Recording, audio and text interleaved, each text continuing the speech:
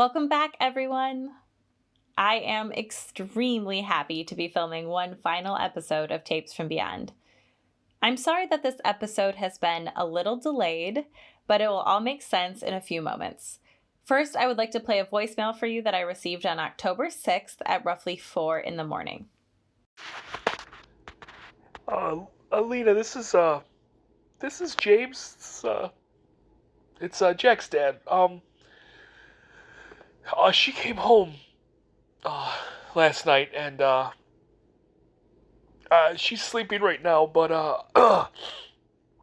I thought it'd be good for her to see a friendly face when she woke up. Please let me know.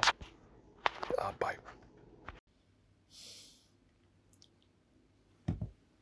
Jack's back, and she's safe.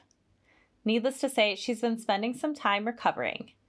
We've been in pretty constant contact, and she'd been insistent that she wanted to do one more episode of the show. But for reasons that will remain private, she was not comfortable being on camera yet. After some discussion, we came to the conclusion that what would be best for everyone involved would be for her to write down her story and have me read it to you. So without further ado, here is Jack's story.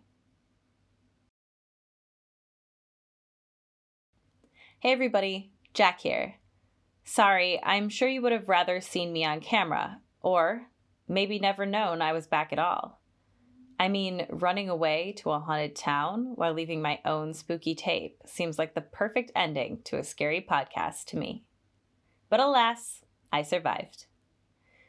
I don't like thinking about that town, but if it weren't for all of you, I would still be trapped in it. So I owe this to you. I owe it to Jim Wallace, Matthias Deja, Griffishal Griff, Ali 459, Trombone, Go Green Ranger, all the people on the Vehemence Discord channel, and every single person who watched or listened to this show. It probably doesn't seem like it, but I am in a better place now than I have been since I was 9 years old. And that is thanks to everyone I just listed. If I didn't tell you my story, I don't know that I could forgive myself. I guess I'll start from when I broke into my sister's house, which I still feel awful and embarrassed about. But I didn't have any other way. Oh, as a quick aside, if anyone cares, my sister and I are good now. I mean, maybe good is too strong of a word, but we're on our way to being good. When I got out, she was the first person I called. I apologized to her, and she apologized to me. Why did she apologize, you ask? Well, I'm kind of surprised no one caught this, but hearing Tape K was an eye-opening experience for her. When you were interviewing her, Lena, she said that our mom's last words to her were, "Take care of your sister for me." But in the tape, you can clearly hear her say, "Take care of the family for me." This is Lena speaking for myself real quick. I did go back and listen to the interview and Tape K, and Jack is right. I can't believe I missed that. Now, back to Jack's letter. Don't get me wrong. This didn't make Maria suddenly believe my mom and my side of the story, but it proved to her that even she could be wrong about stuff. One last thing about my family before I go on. I am staying with my brother, and he wants me to tell Andy Sucks that whoever they are, they're an asshole, and he's not a psychopath or anything. So anyways, after I found and listened to the tape, I drove straight to your house, Lena. I was still pissed that you had talked to my sister, so I wanted to shove it in your face that the trap man was real, and that I wasn't making any of this up. I walked up to your door and raised my hand to knock, but froze. The whole way over to your house, I was thinking of the perfect badass thing to say to really stick it to you. I settled on something absolutely nasty. I practiced the line one last time before I knocked on your door, when it hit me what I was about to do.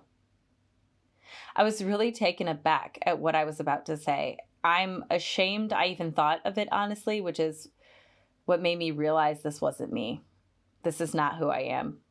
I realized this fucking town was still controlling me. I don't mean in the literal sense. I mean my obsession was forcing me to do things I would never do under any other circumstance, which is why I stopped.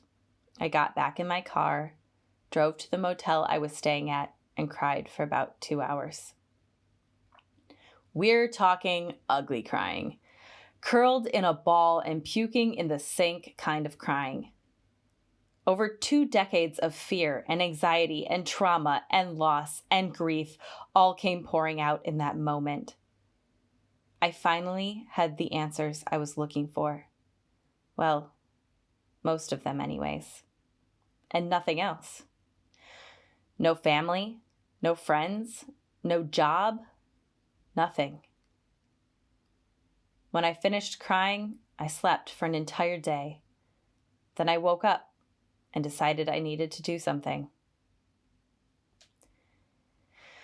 I knew that town probably had my mother, so I decided to try and get her back. I drove a long, long way, and eventually I got off the freeway and stopped at a little gas station on the outskirts of town. I can't help but think it was the exact same gas station Adam stopped at in tape A. It was just like he described. Empty of people, but full of stuff. And there was a spinning rack for greeting cards that had a single card on it. The front had the name of the town over a picturesque photo of a lake, and on the back was written, "Welcome home, Jack. It's been a long time coming." The handwriting matched the envelopes the tapes were sent in exactly. I ripped the card up, grabbed a map, and walked out. I didn't even try my car. I just started walking into town. I began my long walk into town, and after a while, I came up to a fork in the road. If I went left, it is the most direct way into town, but I also had to go past the woods. If I went right, I would wrap around the lake and come up the backside of the town. I know what Adam said about that being an unknown quantity, but unlike him, I would rather risk that than the thing from the woods. I walked around the lake, and eventually I came up to this burnt-down hotel that has a dock with a little rowboat. So I boarded that and went across the lake. When I eventually landed in a park, according to the map, the bowling alley wasn't too far away, so I started to walk over there. The town was exactly how Adam described it. A resort town that looks like one day everyone just got up and left. Some of the doors were boarded up or chained shut. Everything looked like it had been sitting and rotting for a while. It looked like the ghost of a charming little town your rich aunt has a summer home in. There was one key difference in our experiences, however. I never felt alone in there. Out of the corner of my eye, I would always notice a blind close or a person move. And when the wind was low, I could swear I heard people whispering. The kind of thing you think you see or hear when you're scared or alone in the middle of the night. But when you get up to check it out, nothing is there. By the time I got to the bowling alley, I was about to lose it. I didn't want to be stuck in there like Adam, but I just needed to get away from that feeling of being watched. When I rounded the corner and saw the bowling alley for the first time, I almost tripped over myself. It was so bizarre actually seeing it. It was indescribable. Plus, at this point, there was no mistaking that there was something following me. The whispers were loud enough that I could almost make out words, and the shuffling sounds of someone moving were getting louder and louder. So I decided to run to the bowling alley. When I got up to the door, I pulled on the handle, but it was locked. I was so sure that it was going to be open that when I yanked on the handle and it didn't budge, my hand slipped off, and I fell down hard. My head hit the pavement, and in that very moment, I heard the sound of a car suddenly screeching on its brakes, and I swear I saw headlights. I covered my face and braced for impact, but nothing happened. Then I heard a thump and a terrible yelp echo from down the street. I pulled myself up and went to investigate the sound. So I go in the direction of the noise, and I could see something in the middle of the street. I ran up to get a closer look. There's a pack of dogs, and they're eating the carcass of another dog that looked like it had been run over by a car. I found a rock in the road, and I threw it at them to get them to scatter. And they all looked up at me, which is when I realized there was something wrong with these dogs. I don't know how to describe it exactly, but they looked wrong. I started to run away from them, and they began chasing me. I spotted an alleyway that was closed off by a barbed wire fence. I hopped the fence, but one of the dogs was able to bite my leg, and I felt teeth sink in from all four sides of its mouth. I managed to cut my arms up even worse climbing the fence. As soon as I hit the ground, one of the dogs was trying to push his face through a small gap at the bottom of the fence. It was cutting its face up along the sharp edges of the chain link, but it didn't seem to notice. I got back up and started running. And when I got out into the street, I noticed there was one other building that was also lit up. I ran to it, and when I got to the doors, I realized it was a hospital. I burst through the door and fell to the floor. To my shock, as soon as I fell through, I heard someone yell, "Oh my, are you okay?" And before I knew it, I was being helped up by a couple of nurses. The last thing I was expecting in this building was to find other people, so the whole experience was extremely disorienting. The nurses called for a doctor, and they helped me up onto a gurney and strapped me in tight. I told them to shut the doors, that there was a pack of wild dogs out there. They asked if there was something wrong with the dogs. I said yes. They looked like monsters. And they gave each other a concerned look. Now, strapped to the gurney, they started wheeling me in deeper to the hospital. The lobby of the hospital could have passed for normal. Like, it was still old and decrepit, but I've been in businesses that were still active and in worse condition. However, when I got a better look at the people, I realized something was very wrong about this place. They were pretty well covered with PPE, but the parts of their faces I could see were wrong. Their skin was off-colored, and their eyes looked too big. Their faces bulged beneath their gear in an unnatural way, and when they talked, the mask didn't move up and down in the middle like you would expect, but rather on one side of their face or the other. And sometimes it would switch. They started wheeling me back to a room, and my head was strapped in pretty tight. Every couple of feet, an overhead light would blind me. I asked them what was going on, and they said I was losing a lot of blood, so they needed to take me back immediately.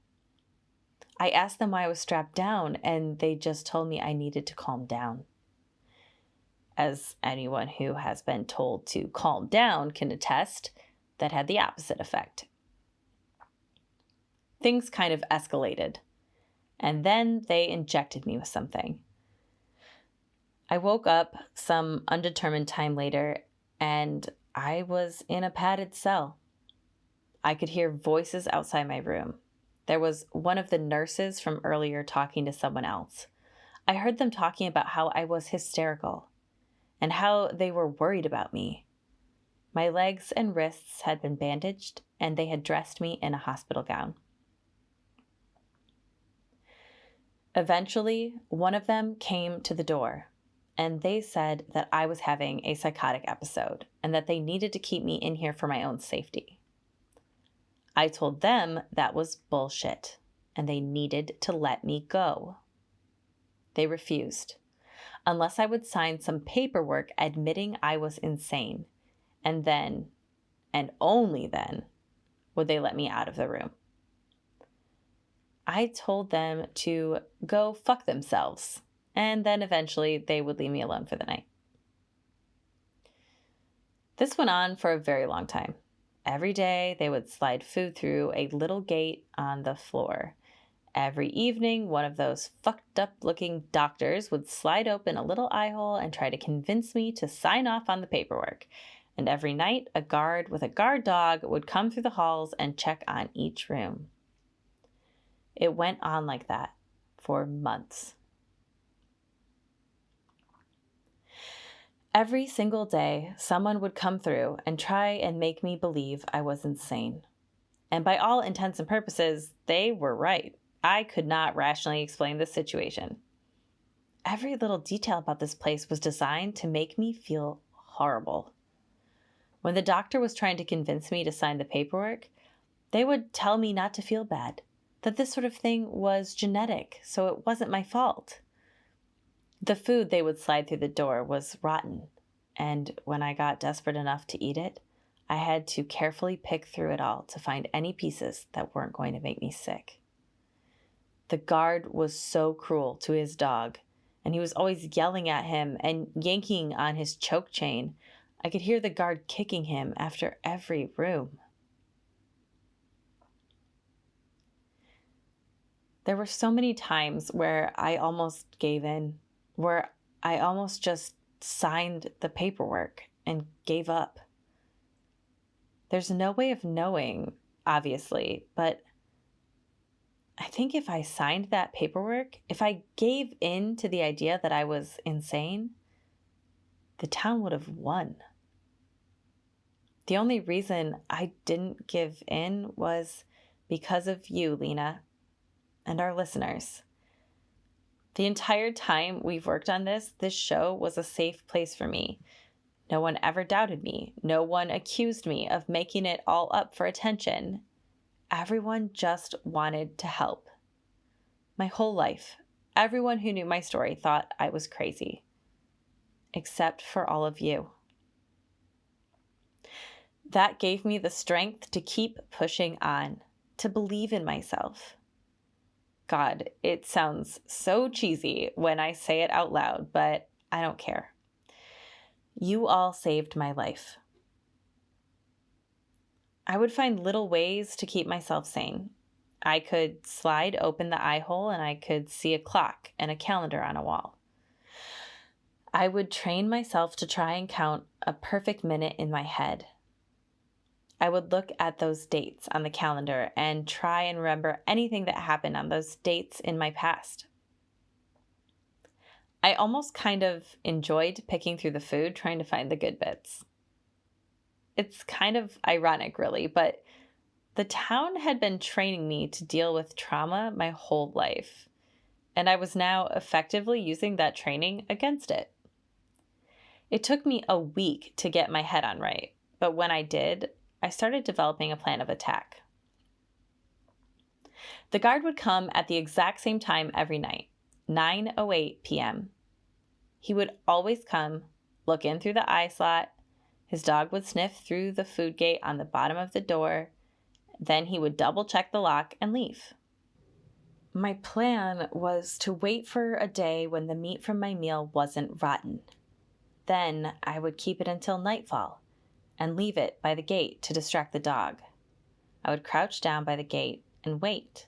Then, when the dog was distracted, I would grab his leash and yank the guard's arm, hopefully pulling him to the ground. At that point, I was going to try and get his keys and unlock my door to escape. I suppose I should explain something real quick. I don't know if this is normal for these types of places, but this place had a keyhole on the inside as well as the out. I assume so the doctors or whomever could lock themselves in. The only flaw in my escape plan was the meat was always rotten. Days turned into weeks, turned into months. I thought that day was never going to come. Until the one day that it did. October 5th. That morning, there was just enough of non-rotten whatever kind of meat they were feeding me that I could squirrel it away for the evening. That night, when the guard came by, I squatted down beneath the door and dropped the meat down for the dog. It started happily chewing away on the piece, and I heard the guard yell out, "We got one missing!" followed by, "Jack be Feddick!"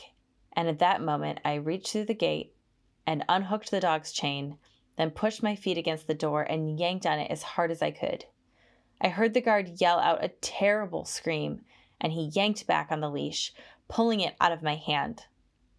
At this point, the dog must have realized he was free, because he jumped up and attacked the guard. The guard fell to the floor and started rolling around trying to fight off the dog. In the scrum, I was able to reach through the door and get the guard's keys. I unlocked the door and slammed it open against the guard's body. I did this a few more times, then ran off into the hospital. I had no idea where I was going. I could hear the staff yelling after me, so I just ran the opposite direction of the yelling. I came to a staircase that led downstairs, so I took that and ended up in the basement. I could hear that someone had at least followed me into the stairwell, and I didn't see any other way out of the basement, so I knew I had to hide. I went into the first room that's door was unlocked, which was the morgue. I heard the stairwell open, and I heard the guard's voice, and I could hear his dog's nails against the tile. I heard a shout, then a thud, and a yelp as he kicked his dog for some random reason. And then I heard him starting to unlock and look through the other rooms. The only place I could really hide in this room was on one of the slabs under a sheet. Eventually, he came to the room, and I held my breath. I was never in swimming or anything, so this was agony for me. I heard him shuffling around in there. I couldn't tell if he was lifting up the sheets or anything, but he was definitely looking around. Then I felt the dog's nose peek in under the sheet. He took a couple quick sniffs, then licked my hand, and went on his way. But there's more to it. He did it the same way Phillips always used to. When Phillips was a puppy and we were training him, I used to hold the treats in my fist. He got into this habit of just burying his nose into my hand and eating the treat. And I was a little girl at the time, so I neither had the ability nor inclination to stop him. Even after we finished training him, that became the way he would greet me. He'd sniff my hand, I would make a fist, and he would burrow his nose in and give a couple licks. So when that dog sniffed my hand, I instinctively made a fist. And he did Philip's signature greeting.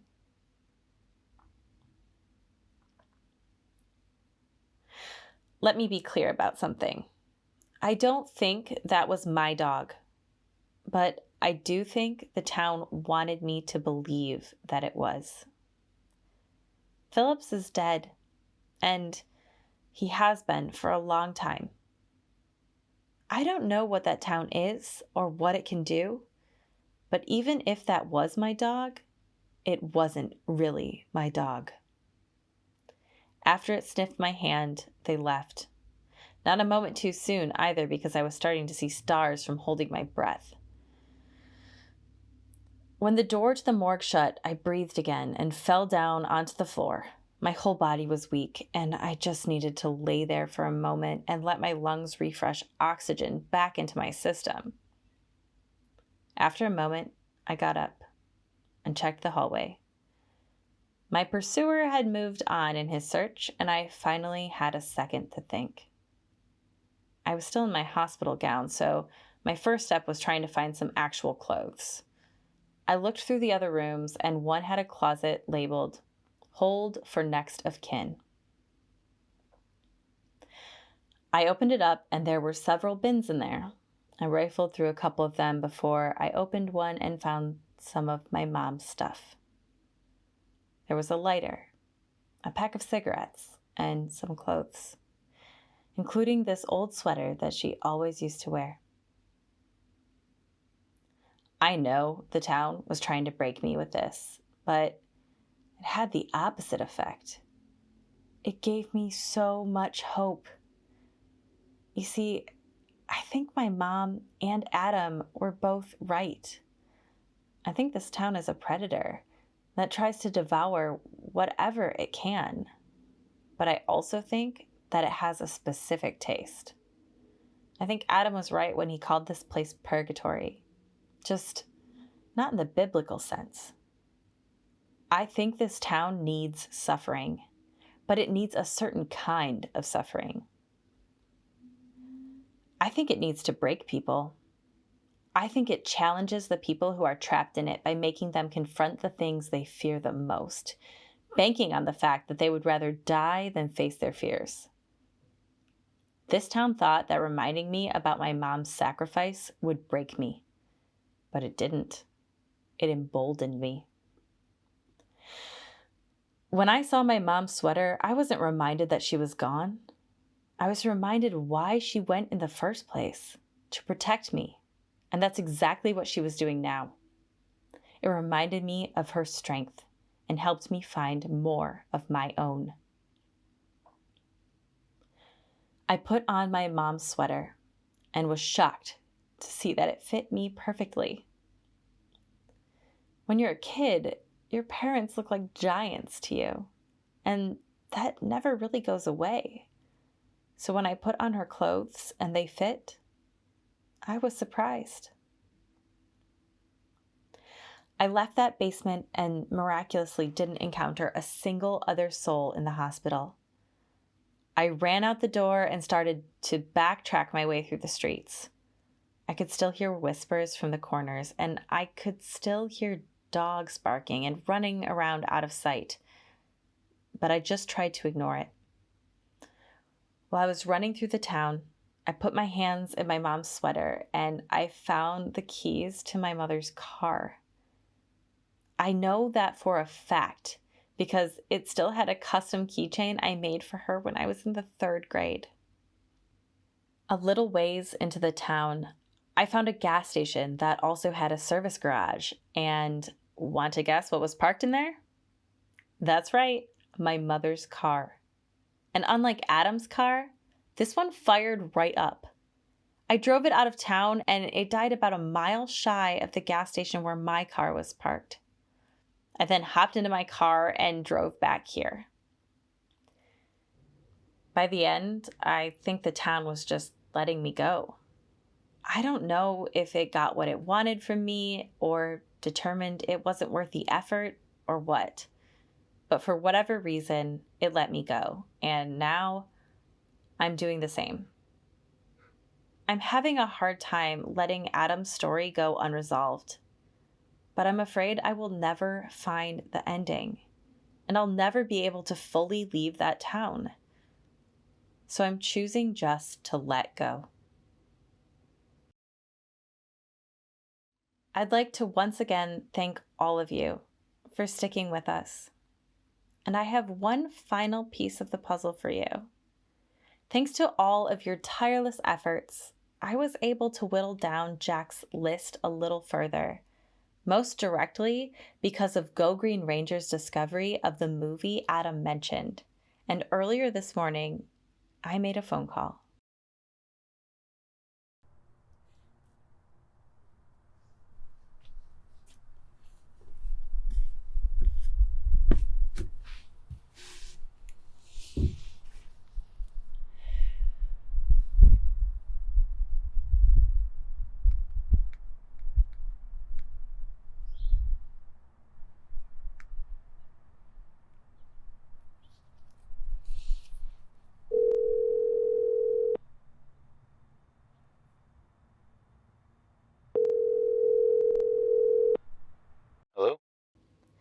Hi, can I speak with Azure? Speaking. Hi, my name is Lena, and I just need to let you know that this call is being recorded. Okay, Lena. Well, what can I help you with? Have you ever gone by the name Adam before?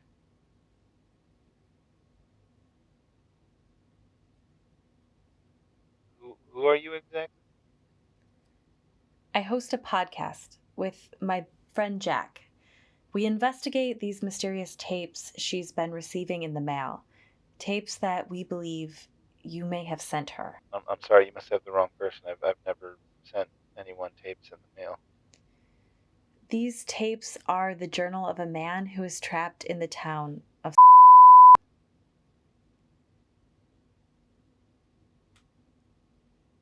Hello? God, I really thought I was done with that town. I'm sorry. I know this is probably a difficult conversation, but like I said, someone has been sending these to my friend Jack, and I just need to find out who and why. I never sent them to anyone. I never wanted anyone to hear them. If she thought they were supposed to be sent to her, I can only imagine how difficult that must be. I'm, I'm truly sorry that she had to experience that. Okay. To be clear, you didn't send them, but are you are saying that it was you on the tapes and everything you describe in them really happened? Yeah, yeah, it's me, and it's all true. I suppose that's why you're recording this. You want to put this on your show? Only with your permission. I just needed to know if you sent them for my friend's sake.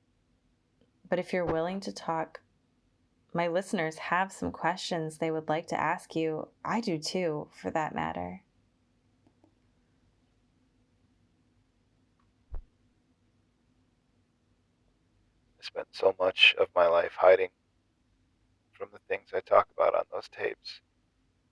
I suppose it's only right that now I put it out there for the whole world to hear. So go ahead, ask your questions. Okay, just so you know, we can stop this conversation at any time, and if you hang up on me, I'll never call you back or bother you again. Does that work for you, Mr.? Please call me Adam.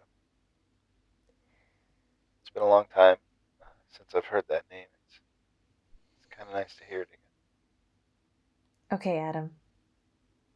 So, if you didn't send the tapes to Jack, what did you do with them? And do you have any idea who did send them? Uh, I threw him down a well in the town. I was hoping it would destroy him. Obviously, that didn't happen. Um, but as for who sent them, well, if you've listened to the tapes, I think it's pretty evident. The town itself? Most likely. Okay. Some of the tapes were just noise, like there wasn't any talking in them. Do you know how many tapes you made? Did you make any that could fit that description? Yeah, I know exactly how many I made. 10. There was an unopened 10-pack in the office, and I recorded on all of them. I actually even re-recorded over some of them. I don't remember exactly what was on each of them, but I think there were a few that could have just been noise. Uh, One time I set up a trap in the office when the gremlins were getting really bad. God, it's so weird to talk about this again, but yeah, they mess with my stuff when I was sleeping, and I wanted to see if anything was coming into the actual office part. Um, One of the times when I woke up, I saw that the tape had been triggered, but as for the noise on it, I couldn't really make out what was happening.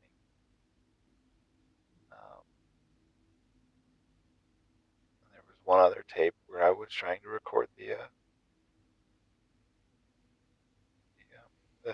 thing from the woods. Just to know that I wasn't making it up.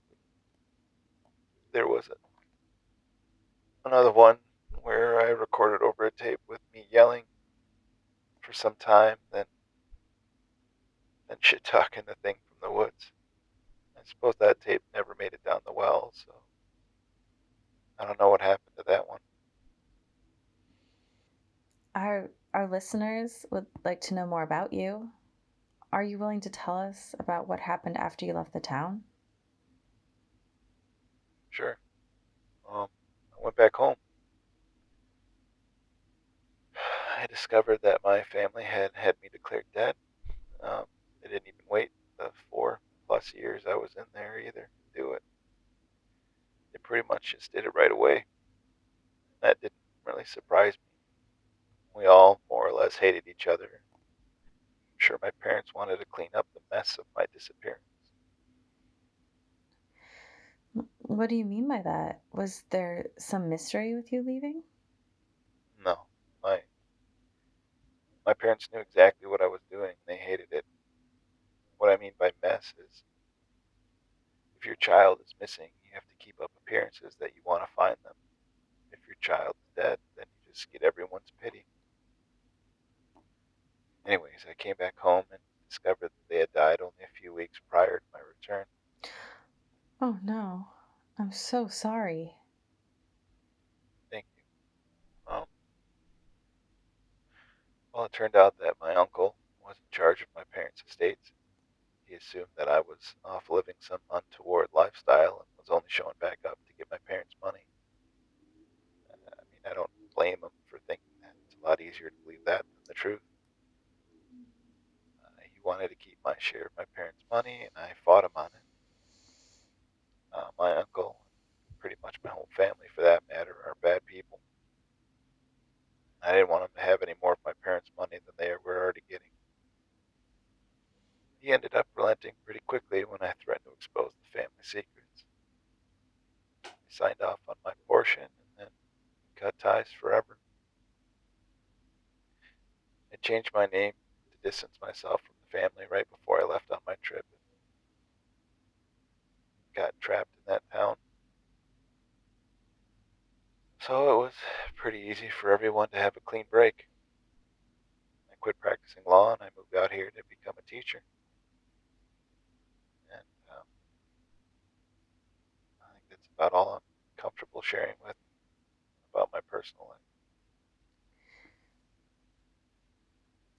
Did you ever tell anyone about Sam Sullivan?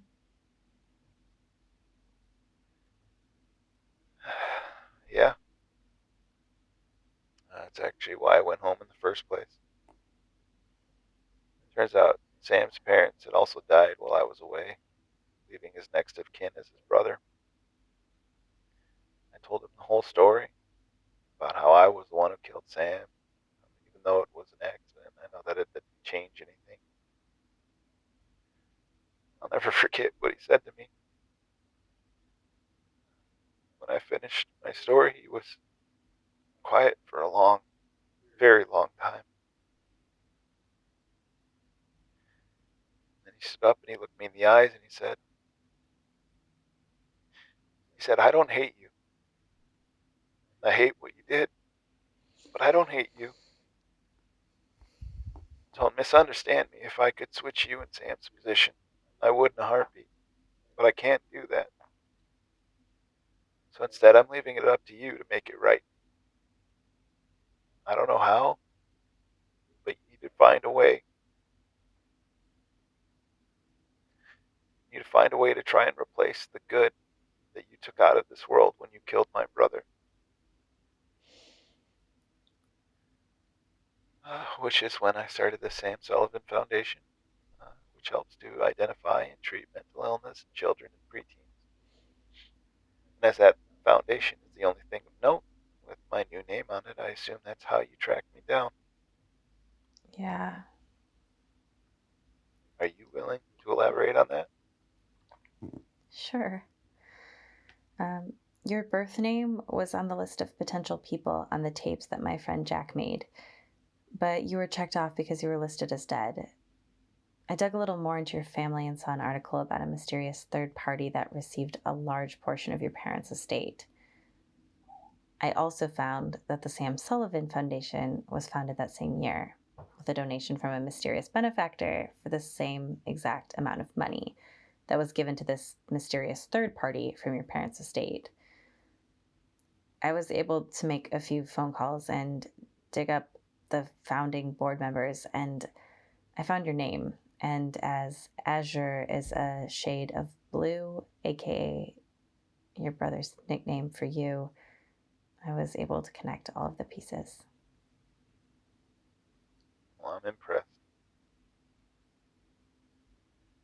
And seeing as I never wanted to be found, I guess Sam was able to gain some small level of revenge on me. I have one more question for you, Adam. After you got out of the town, did you end up doing any more research on it or anything? The main reason I'm asking is because you're not the only person who's been trapped in there, and not everyone makes it out. I'm looking for any kind of insight on how we can help anyone else who may get stuck in there. As for research, no. I tried to forget that town the moment I stepped out of it. As for advice, I can't speak for anyone else who's been there, but for me, all I can think to say is try not to be the kind of person that the town would want in the first place. If you have something weighing heavy on your heart, try to find some way, any way, to make it right. That's good advice.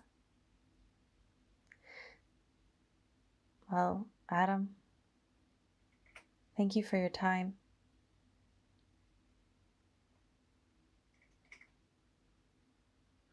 Yeah. Have a good life, Lena.